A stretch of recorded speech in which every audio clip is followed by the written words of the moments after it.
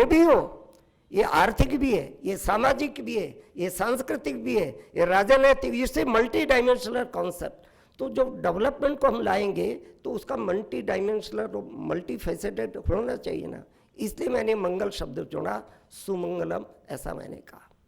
Central direction के बारे में मैंने विचार किया तो उसके लिए भी मुझे अलग से कुछ कहने की जरूरत नहीं पड़ी। अपनी परंपरा में हम सब लोग सर्वे भवन्तु सुखिनः की बात कहते हैं ना। आज का डेवलपमेंट मॉडल तो दुनिया के किसी भी देश में, मैं जरा बड़ी बात बोल रहा हूँ, अंडरलाइन करें मेरी बात को, आज का डेवलपमेंट मॉडल दुनिया के किसी भी देश में सर्वे भवन्तु सुखी नहीं है। इस सेगमेंट ऑफ दी सोसाइटी, ये फ्रेगमेंट ऑफ दी सोसाइटी, उसका तो भला कर रहा है पर सबका भला नहीं कर रहा है। तो हमारे यहाँ का सेंट्रल डायरेक्शन सर्वे भवन्तु सुखिनः होगा। हमारे पड़ोस में एक छोटा सा देश है भूटान। भूटान का जो 4th किंग है उसने एक नया कॉन्सेप्ट दिया है, ग्रॉस नेशनल हैप्पीनेस। उसमें केवल जीडीपी नहीं रहा, जीडीपी भी लिया और जीडीपी के साथ में 2 इंग्रेडिएंट्स और लिए उन्होंने, उन सबको मिला करके, और उसमें एनवायरनमेंट का बड़ा महत्व है। बौद्ध दर्शन को उन्होंने अपना आधार बनाया कुल मिलाकर। तो ग्रॉस नेशनल हैप्पीनेस की बात वो करते हैं। मैं उनसे भी पहले ग्रॉस सोशल हैप्पीनेस की बात करता रहा। ग्रॉस नेशनल हैप्पीनेस से बड़ा कॉन्सेप्ट है ग्रॉस सोशल हैप्पीनेस। तो सेंट्रल डायरेक्शन क्या होना चाहिए? समूचे समाज को सुख देने वाला, हैप्पीनेस देने वाला कोई मॉडल चाहिए ना, वर्तमान मॉडल नहीं। तो सेंट्रल डायरेक्शन के बारे में मैंने उसमें ये रखने का प्रयत्न किया। कैसे आएगा? तो उसमें मुख्य रूप से जैसे हम कॉन्क्रीट कुछ न कुछ एम्स एंड ऑब्जेक्ट्स बताते हैं ना, तो 4 बातें बताइए मैंने। ये सुमंगलम किसी भी देश में लागू होगा तो 4 बात की गारंटी देगा, और ये 4 बात की गारंटी देने वाले को सुमंगलम कहेंगे। चाहे भारत लागू करें, चाहे अमेरिका लागू करें, चाहे यूरोप लागू करें। पहली बात, सबको रोटी। रोटी प्रतीकात्मक शब्द है। मैं जब रोटी बोलता हूं तो सच में रोटी ही नहीं है, जीवन की अनिवार्य आवश्यकताओं की पूर्ति की गारंटी। देश में रहने वाले प्रत्येक व्यक्ति की मिनिमम रिक्वायरमेंट्स फुलफिल होनी ही चाहिए, तब तो आपके ग्रोथ मॉडल का कोई है ना। आज तो नहीं है, आज कहीं नहीं है। भारत में तो अकाल ही है। बिलो पॉवर्टी लाइन को कहते हैं 30% है, कोई कहते हैं 32% है, कोई कहते हैं 28% है, और कोई कहते हैं 50% है, पर है ना बड़ा परसेंटेज बिलो पॉवर्टी लाइन जो भूखे पेट सोते हैं। तो पहला काम होगा ये सुमंगलम का, सबको अनिवार्य आवश्यकताओं की पूर्ति की गारंटी देने वाली व्यवस्था और रचना करनी पड़ेगी, सिस्टम्स बदलने पड़ेंगे। दूसरी बात मैं बोल रहा हूं, सबको स्वास्थ्य, हेल्थ फॉर ऑल। गवर्नमेंट भी बोलती है, आप कहोगे, पर गवर्नमेंट के बोलने में और मेरे बोलने में अंतर है। स्वास्थ्य 3 प्रकार का होता है। एक फिजिकल हेल्थ होता है, उसकी बात तो सभी करते हैं, शरीर स्वस्थ रहना चाहिए, पर उससे बड़ा एक है मेंटल हेल्थ, मानसिक स्वास्थ्य होना चाहिए ना। मन उदास है, शरीर के लिए तो खूब खाने पीने को मिल रहा है, कोई कमी नहीं, हट्टा कट्टा तगड़ा है शरीर, पर मन बैठा हुआ डिप्रेशन में। अरे भाई तुमको खाने को मिल रहा है, ये क्या हो गया? तो मन तो डिप्रेशन में है ना, उदास है ना, हताश है ना, निराश है ना, मन ही नहीं लग रहा है काम में, तो देश का विकास होगा क्या, व्यक्ति का होगा क्या? तो मेंटल हेल्थ भी चाहिए। और तीसरी हेल्थ, मेंटल हेल्थ के बारे में भी वेस्ट बोलने लगा है थोड़ी बहुत मात्रा, पर तीसरे प्रकार की हेल्थ केवल और केवल भारत बोलता रहा है, वो है स्पिरिचुअल हेल्थ, भावनात्मक स्वास्थ्य। भावना ही आपकी दोषपूर्ण है तो सब तरह के कांड होंगे ना। आज जितने भी व्यवहार हो रहे हैं, पहले भावना के अंदर दोष उत्पन्न होता है तब व्यक्ति का व्यवहार होता है। चाहे रेप होता है, चाहे घोटाला होता है, चाहे ब्लैक मार्केटिंग होती है, चाहे एक दूसरे की ठगी होती है, जो कुछ भी होता है, भावना अगर व्यक्ति की अशुद्ध है तो उसका सारा व्यवहार भी उसी प्रकार से होगा। तो तीनों प्रकार के स्वास्थ्य का विचार करने वाला, इसको मैं सुमंगलम की दृष्टि से सबको स्वास्थ्य कहता हूं। आएगा कैसे? तो 2 तरह की हेल्थ स्ट्रीम रही है हमारी। एक प्रिवेंटिव हेल्थ स्ट्रीम रही है, उस पर ही ज्यादा जोर रहा है। आहार, विहार और व्यवहार, इस 3 चीजों को ठीक कर लीजिए, बीमार ही नहीं पड़ेंगे। आजकल गड़बड़ हुई है, न आहार ठीक कर रहे हैं हम, न विहार ठीक कर रहे हैं, न व्यवहार ठीक कर रहे हैं, इसीलिए बीमारी है। कुछ भी खाओ जी, डॉक्टर के पास कुछ भी खा लो जी, क्या फर्क पड़ता है, इंजेक्शन लगा दूंगा, नया कैप्सूल दे दूंगा, यही होता है ना। विरुद्ध आहार का प्रयोग कर रहे हैं। सुबह क्या लेना, शाम को क्या लेना, बहुत विस्तृत वर्णन है। अपने जवान ने क्या लेना, बूढ़े ने क्या लेना, बहुत विस्तृत वर्णन है। गर्भिणी महिला ने क्या लेना और नवयुवती ने क्या, विस्तृत वर्णन है। यहां तक वर्णन है अपने शास्त्रों में, नाक के कौन से उससे श्वास आ रहा हो तब मुंह में पहला ग्रास डालना चाहिए। इतना माइन्यूट विचार है हिंदुस्तान में। तो हमको पहला विचार करना है प्रिवेंटिव हेल्थ स्टेट। इसकी पढ़ाई, इसकी शिक्षा, इसकी जानकारी ये देश में ज़्यादा से ज़्यादा होगी तो बीमार होगा ही नहीं, फिर भी हो सकता है बीमार। तो सेकंड स्ट्रीम है, उसको बोलते हैं क्यूरेटिव हेल्थ स्टेट। उपचार करो, बीमार हो गए तो उपचार करना पड़ेगा। अब आजकल क्यूरेटिव हेल्थ सिस्टम में केवल एक ही बात पर जोर है, वो एलोपैथी पर। एलोपैथी के तो बड़े बड़े बिल बनते हैं साहब। एलोपैथी से सबको स्वास्थ्य देना पॉसिबल है क्या, सस्टेनेबल है क्या, संभव है क्या? जुकाम हो गया तो 250 रुपए का प्रेस्क्रिप्शन लिखते हैं वो, है? और हमारे डंगा चक्की के पास जाएंगे तो मीठी मीठी 4 गोलियां देंगे, उसी में ठीक हो जाएगा। तो इसलिए क्यूरेटिव हेल्थ में भी हमको सबका प्रयोग करना पड़ेगा। एलोपैथी का भी प्रयोग करना पड़ेगा, आयुर्वेद का भी प्रयोग करना पड़ेगा, होम्योपैथी का भी प्रयोग करना पड़ेगा, नेचुरोपैथी का भी प्रयोग करना पड़ेगा। और आजकल बाबा रामदेव ने हम सबको पेट अंदर कर करके प्राणायाम सिखा दिया ना, तो प्राणायाम का भी प्रयोग करना पड़ेगा। हाँ, प्राणायाम तो सबसे सरल है, श्वास अंदर लेना और श्वास बाहर निकालना। इसका जो संतुलन है ये अत्यंत महत्व। हमारे यहाँ प्राण का बड़ा महत्व है। पता नहीं आपने देखा कि नहीं देखा, कुछ वर्षों पहले बाबा का एक नोबेल लॉरेट से साक्षात्कार हुआ था, आपस में दोनों की चर्चा हुई थी। तो उसने पूछा ये प्राणायाम क्या होता है, ये तो हमारे कहीं मेडिकल साइंस में है ही नहीं। तो उन्होंने कहा कि आपके यहाँ मेडिकल साइंस में नहीं, यही तो मेडिकल साइंस की त्रासदी है, ये भारत से सीखो, ये रिसर्च करो, पर ये प्राण क्या है ये हम तुमको सिखाएंगे। तो जो प्राण को साधना ये स्वास्थ्य के लिए सबसे अधिक है ना। मैं कॉलेज स्टूडेंट्स की सभा में बोलने के लिए गया था, मैंने प्राणायाम बताया, श्वास लेना, श्वास बाहर निकालना। तो एक नौजवान स्टूडेंट ने कहा श्वास तो साहब मेरा है ना, मैंने ले लिया, नहीं निकालता, आप क्या बिगाड़ेंगे मेरा? अरे भाई मैं नहीं बिगाड़ूंगा, जितने बिगाड़ता है। तो इस संपूर्ण प्रक्रिया को, इसको होलिस्टिक हेल्थ सिस्टम बोलते हैं। इस होलिस्टिक हेल्थ सिस्टम को देश में लाना पड़ेगा। अपना देश बहुत रिच है साहब, बहुत समृद्ध है अपना देश। देश में इतने तरह की जड़ी बूटियां, परमात्मा ने बायोडाइवर्सिटी के हिसाब से हिंदुस्तान को इतना रिच बनाया है, हम उसका प्रयोग नहीं कर रहे हैं। तो इसको मैंने कहा सेकंड एम में सबको स्वास्थ्य। और तीसरी बात मैंने कही सबको समाजोपयोगी संस्कारक्षम शिक्षा के समान अवसर। मैंने 3 बातें बोल दी इसमें। सबको समान शिक्षा नहीं कहा मैंने, इक्वल अपॉर्चुनिटी कहा। शिक्षा के समान अवसर आज तो नहीं है। जिसके माँ बाप की जेब में पैसा है वो अपने बच्चे को अच्छे विद्यालय में दाखिल करवा देता है, और जिसके माँ बाप की जेब में पैसा नहीं है उस बच्चे का क्या अपराध है? उसकी प्रतिभा के विकास की जिम्मेवारी किसकी है? समाज की है ना। देश में पैदा होने वाले प्रत्येक बालक और बालिका की प्रतिभा का विकास होना चाहिए, क्यों? उसी से देश का विकास होगा। ये जिम्मेवारी होनी चाहिए ना, अवसर समान चाहिए। और 2 बातें मैंने और कई एडजेक्टिव के तो समाज उपयोगी, सोशली यूजफुल। क्षमा करना, मैं तो स्वयं अध्यापक रहा हूँ, आजकल की शिक्षा का काफ़ी बड़ा पोर्शन सोशली अनयूजफुल है, हमारे देश के लिए यूजफुल नहीं हो, बहुत बड़ा पोर्शन है ऐसा। तो आपको समाज केंद्रित शिक्षा लानी पड़ेगी ना, भारत केंद्रित शिक्षा आनी चाहिए ना। भारत की आवश्यकता क्या है उसको पूरा करने वाले विद्यार्थी को तैयार करना पड़ेगा ना, तो सोशली यूजफुल हो। और दूसरी बात कही है मैंने, संस्कारक्षम। शिक्षा का और संस्कार का तो कोई संबंध ही नहीं है, कोई बात करता है तो कम्युनल हो जाता है वो। संस्कार तो रह ही नहीं गया ना। आजकल कॉलेज विद्यार्थी बाजार में से निकल जाए तो दरवाजा बंद कर लेते हैं बेचारे। ये कौन सी शिक्षा दे रहे हैं?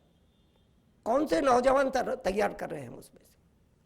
उनके चरित्र के हिसाब से, उनके विचारों के हिसाब से, उनकी भावना के हिसाब से कैसा संस्कार दिया जा रहा है क्या? तो आजकल की शिक्षा व्यवस्था में संस्कार का कहीं क्रम नहीं है। इसलिए संपूर्ण शिक्षा व्यवस्था को भी रिविजिट करना पड़ेगा, उस प्रकार से विचार। और चौथी बात मैंने सर्वाधिक महत्व की कही है, सबको रोजगार, एम्प्लॉयमेंट फॉर ऑल। आज तो नहीं, संकट ही ये है। अमेरिकन प्रेसिडेंट को भी बोलना पड़ा ना, बाई अमेरिकन हायर अमेरिकन। अरे तुम तो 25 करोड़ के बच्चू देश हो और तुम तो दादा देश हो ग्रोथ मॉडल के, तुम क्यों बोल रहे हो buy American hire American? Employment की प्रॉब्लम है।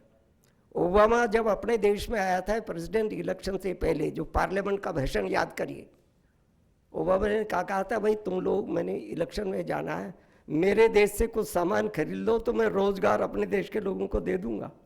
ये कॉन्ट्रैक्ट करके गया था और वहाँ भाषण में कहा उसने। तो ये ट्रम्प भी वही बोल रहा है ना। तो सबसे बड़ी प्रॉब्लम दुनिया भर की रोजगार है। क्यों नहीं हो रहा? स्ट्रेटेजी बदलना पड़ेगा। अभी की वर्तमान की क्या है? ग्रोथ लेड एम्प्लॉयमेंट स्ट्रेटेजी बोलते हैं इसको। जोर किस पर? ग्रोथ पर होने दो, ग्रोथ होने दो। अरे ग्रोथ होगा तो एम्प्लॉयमेंट अभी अपने आप हो जाएगा, ऐसा हम इकोनॉमिक्स लोग पढ़ाते हैं, सिखाते हैं। ग्रोथ होने दो, ग्रोथ पर जोर दो। वो ट्रिकल डाउन थ्योरी पढ़ाते हैं, या कोई मेरे मित्र बैठे होंगे एक आध, ट्रिकल डाउन, अपने आप ही टिकल हो जाएगी, टिकल हो जाएगी। नहीं हुआ तो स्ट्रेटेजी बदलना पड़ेगा। Employment led growth strategy. पहला आपकी इन्वेस्टमेंट की प्लान, प्रोडक्शन की प्लान में पहला जोर किस पर होना चाहिए? ये कितने लोगों को रोजगार देगी। रोजगार बढ़ेगा तो ग्रोथ अपने आप बढ़ जाएगी। तो संपूर्ण स्ट्रेटेजी को बदलना पड़ेगा, तब रोजगार की व्यवस्था की दृष्टि में सोचेंगे। चार बातें जिसमें भी होगी उसको मैं सुमंगलम कह रहा हूँ। आपका ज़्यादा समय नहीं लेना चाहता, 2-3 छोटी छोटी बातें कह करके मैं इसको पूर्ण करूँगा।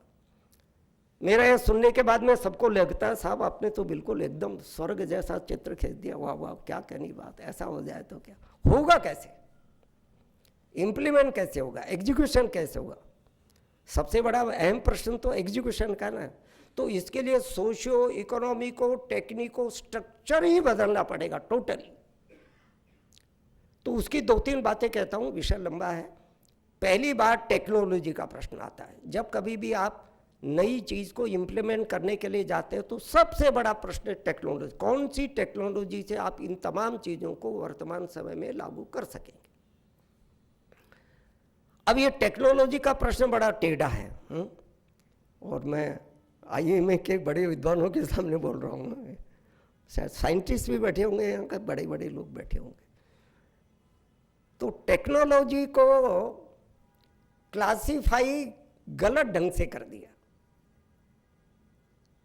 कैसा क्लासिफिकेशन किया? High technology and low technology. कोई हमसे पूछे तुम हाई लेना चाहोगे लो लेना चाहोगे, क्या झक मार के हमको क्या बोलना पड़ेगा? हाई लेंगे। मैंने बहुत सारे, मैं तो टेक्नोलॉजी का जानकार नहीं हूँ, मैं साइंस का स्टूडेंट नहीं रहा, परंतु मैंने अनेकों को नहीं। टेक्नोलॉजी को ऐसे आप क्लासिफाई कर सकते हैं क्या? टेक्नोलॉजी टेक्नोलॉजी, एक देश में एक समस्या के समाधान के लिए एक टेक्नोलॉजी काम आ सकती है, किसी दूसरे देश में उसी समस्या के लिए दूसरी टेक्नोलॉजी काम आ सकती है। तो टेक्नोलॉजी का रिक्लासिफिकेशन करना चाहिए, appropriate technology and inappropriate technology. High low वाला क्लासिफिकेशन है, ये साजिश वाला क्लासिफिकेशन है। इस क्लासिफिकेशन को बदलना। एप्रोप्रिएट है तो जरूर लेंगे, दुनिया की कोई सी भी टेक्नोलॉजी हाथ पसार करके लेंगे, और हमारे देश की समस्याओं के समाधान के लिए इनएप्रोप्रिएट है, नहीं लेंगे। दूसरे देश में कर रही है, हमारे देश में नहीं कर रही, नहीं लेंगे। तो रिक्लासिफिकेशन होना चाहिए। हम में से कुछ लोगों ने पढ़ा होगा शायद, शुमाकर अपनी जब पंचवर्षीय योजना प्रारंभ हुई तो इंग्लैंड से हमको कंसल्टेंसी देने के लिए आया था। क्योंकि कंसल्टेंसी के लिए तो हम बाहर से ही बुलाते हैं ना, सभी यहाँ वालों को समझते ही नहीं है कि कोई कंसल्टेंसी दे सकते हैं। बाहर उसको भी बुलाया था बेचारे को, तुम भारत के लोगों को बताओ ये विकास की योजना है, योजना है। अब कंसल्टेंट को कितना समय, 1-8 घंटे में कंसल्टेंसी पूरी हो जाती है उसकी, कितना समय लगता है? तो खाली समय था, खाली समय में उसने भारत के शास्त्रों को पढ़ना शुरू किया। पढ़ने के बाद में लगा कि ये देश अजीब है। अरे इस देश को बाकी लोगों को, बाकी देशों को कंसल्टेंसी देने के लिए जाना चाहिए, इसने मुझे बुला लिया। तो हम सबको पता है उसने लौट करके किताब लिखी बड़ी, स्मॉल इज ब्यूटीफुल, बड़ी मशहूर किताब है स्मॉल इज ब्यूटीफुल। और उसने एक आंदोलन चलाया वहाँ पर, एप्रोप्रिएट टेक्नोलॉजी मूवमेंट, शुमाकर ने उस जमाने में चलाया। तो इसलिए हमको टेक्नोलॉजी को रिविजिट करना चाहिए कि टेक्नोलॉजी के बारे में, देश के बारे में कैसा सोच। और एक दूसरी बात मैं बहुत विनम्रता से कहता हूँ सब जगह पर, इस माइंड सेट से बाहर आना चाहिए हम टेक्नोलॉजी डेफिशिएंट कंट्री है, we are technology rich country. कितनी पुरानी कैसी कैसी टेक्नोलॉजी हिंदुस्तान में रही। हम कहते थे ना, ढाका की मलमल का 20 गज का थान एक अंगूठी में से निकाल देते थे, 2250 काउंट का सूत काटते थे। यहाँ कोई टेक्सटाइल के जानकार बैठे होंगे तो जानते हैं कि आजकल देश की बेस्ट से बेस्ट टेक्सटाइल मिल 500 550 काउंट से ज़्यादा का सूत नहीं काट पाती। मैं दिल्ली में रहता हूँ, आपका जाना हुआ होगा, नहीं तो मैं इनवाइट करता हूँ। कुतुब मीनार के पास में आयरन पिलर खड़ा है, गए होंगे आप सब लोग तो, सबके पास में जितना धरती के ऊपर है उतना धरती के नीचे है। जाने वालों को कहते हैं पीछे हाथ करके उसको जरा हाथ में लेने का प्रयत्न नहीं ले पाते। सिंगल पीस है, सैकड़ों वर्षों से खड़ा है, इतना लंबा और इतना मोटा। आखिर बगैर टेक्नोलॉजी के बना लिया होगा क्या हमने? दुनिया की कोई बेस्ट स्टील टेक्नोलॉजी आज ये क्लेम नहीं कर सकती हमें इतना बड़ा और इतना मोटा सिंगल पीस बना, कोई जंग वंग नहीं लग रही उसको। तो हमारे पास टेक्नोलॉजी नहीं थी। एक तो इस माइंड सेट से बाहर आना चाहिए। अब्दुल कलाम ने वो जो 2020 किताब लिखी है ना, वो बड़ी महत्व की, पढ़ी है उसको। अब्दुल कलाम तो साइंटिस्ट थे, उन्होंने एक वाकया सुनाया। मैं एक यज्ञ साइंटिस्ट की सभा में भाषण करने के लिए गया, तो मैंने उनको कहा कि रॉकेट टेक्नोलॉजी का प्रयोग सबसे पहले भारत में हुआ था। तो कहने के अब्दुल कलाम का दिमाग खराब हो गया, भारत में रॉकेट टेक्नोलॉजी का प्रयोग सबसे पहले कैसे हुआ होगा? उन्होंने मुझे नकार दिया, हूट कर दिया, नहीं इररिलेवेंट बात कह रहे हो, ऐसा कैसे हो सकता है? तो बाद में कहते मैं इंग्लैंड गया, वहाँ के डॉक्यूमेंट्स को स्टडी किया, अंग्रेजों के ही प्रूफ्स लेकर आया डॉक्यूमेंट्री, और फिर अगली बार उन्हीं के सामने बोला तो उन्होंने कहा देखो ये रेफरेंस है, मैं इंग्लैंड की लाइब्रेरी से लाया। फिर उनका हाँ अब तो हो सकता है। कैसी मानसिकता है, गुलामी की मानसिकता में जी रहे हैं हम लोग। इसलिए हमको इससे बाहर आना पड़ेगा, विचार करना पड़ेगा। हाँ, अपनी टेक्नोलॉजी को युग के अनुसार उसमें अमेंडमेंट करना चाहिए, और दुनिया से जो सीखना है वो सीख करके उसको देश के अनुकूल उस टेक्नोलॉजी को ढालना चाहिए। तो फिर टेक्नोलॉजी को ठीक से एड्रेस कर सकेंगे, और जो मैंने कहा उसका इम्प्लीमेंटेशन आसान होगा। एक जरा मजाक का चुटकुला सुनाता हूँ मैं आपको, पर उसमें अर्थ भी है। विवेकानंद गए थे अमेरिका, विवेकानंद के बड़े भाषण होते थे, तो एक समय में विवेकानंद बोले और एक सज्जन अमेरिकन खड़े हो गए। विवेकानंद, मेरा एक सवाल है, तुमने कहा आत्मा की, परमात्मा की, दर्शन की, मान लिया तुम इसमें हमसे आगे हो, पर टेक्नोलॉजी में तो पीछे हो, ये तो मान लो। विवेकानंद का देखो हम तो सत्य को मानने वाले, हमको कोई दिक्कत नहीं है, पर तुम ये बताओ तुम्हारे देश में ऐसी कोई टेक्नोलॉजी है क्या 2 बर्तन में स्वादिष्ट खाना बनाकर खिला दे? अब तो बेचारा प्रश्नकर्ता चकरा गया, वहाँ तो पूरा शस्त्रागार होता है तब भी स्वादिष्ट खाना नहीं बनता उनसे। तो उन्होंने पूछा तुम्हारे देश में है क्या? हाँ, उन्होंने कहा हमारे देश में। मैं और गंगा जी दोनों मूलतः राजस्थान के रहने वाले हैं। राजस्थान में एक रसोई बनती है दाल बाटी चूरमा की, खाइए ना आप में से। 2 ही बर्तन चाहिए, एक आटा गूंदने के लिए, एक दाल के लिए, उपलों में सेक करके चकाचक खाते हैं। तो उनका अच्छा तुम्हारा देश टेक्नोलॉजी में इतना एडवांस है। उनका हमारे यहाँ तो लगातार रिसर्च हो रही है। हमारे यहाँ पर एक प्रांत है गुजरात में खिचड़ी खाई जाती है। खिचड़ी में कितने बर्तन लगते हैं? टेक्नोलॉजी किसका नाम है? इनपुट आउटपुट रिलेशनशिप का नाम टेक्नोलॉजी है। वर्तमान टेक्नोलॉजी की त्रासदी क्या है? ज्यादा इनपुट से ज्यादा आउटपुट दे रही है। ज्यादा आउटपुट तो दे रही है पर इनपुट ज्यादा ले रही है, इसलिए रिसोर्स क्रंच का प्रॉब्लम है ना सारी दुनिया में। इसलिए आपको नए टेक्नोलॉजी जो भारतीय दृष्टि की है ऐसे ही ईजाद करनी पड़ेगी। चैलेंज है अपने सामने, कम इनपुट से कैसे ज्यादा आउटपुट दे सके। इसलिए टेक्नोलॉजी की दिशा बदलना एक बात। दूसरी बात, मैंने कंज्यूमरिज्म की बात कही तो हमको कंजम्पशन पैटर्न बदलना पड़ेगा। सीमित, संयमित, सदाचारी उपभोग शैली और जीवन शैली।